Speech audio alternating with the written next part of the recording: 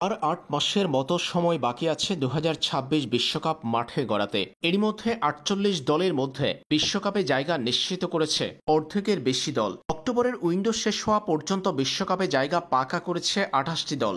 দক্ষিণ আমেরিকা থেকে ব্রাজিল অনেক আগেই বিশ্বকাপের মূল পর্বে জায়গা নিশ্চিত করেছে। অক্টোবরের উইন্ডোতে ২০২৬ বিশ্বকাপকে সামনে রেখে আন্তর্জাতিক প্রীতি ম্যাচ খেলেছে ব্রাজিল প্রস্তুতির অংশ হিসেবে। নভেম্বরে ফিফার উইন্ডোতেও দুটো আন্তর্জাতিক প্রীতি ম্যাচ খেলতে দেখা যাবে ব্রাজিলকে।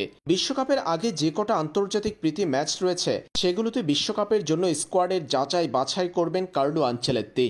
নভেম্বরে ফিফার উইন্ডোতে দুটা ম্যাচ খেলতে দেখা যাবে ব্রাজিলকে। ৫ বারের বিশ্ব চ্যাম্পিয়নদের সেই দুই ম্যাচের প্রতিপক্ষ কারা, কবে কখন অনুষ্ঠিত হবে ব্রাজিলের সেই দুই আন্তর্জাতিক প্রীতি ম্যাচ, বিষয়টি চূড়ান্ত করেছে confederation of Brazil football CBF. ফিফার আগামী উইন্ডোতে ব্রাজিল খেলবে যথাক্রমে সেনেগাল এবং তিউনিশিয়ার বিপক্ষে। ১৫ নভেম্বর ব্রাজিল মুখোমুখি হবে সেনেগালের। ইংল্যান্ডে অনুষ্ঠিত হবে ব্রাজিল সেনেগালের ম্যাচটি। দুই দল মুখোমুখি হবে এমিরেটস স্টেডিয়ামে। এরপর ব্রাজিল তিউনিশিয়ার মুখোমুখি হবে ১৮ নভেম্বর ফ্রান্সের লিলে।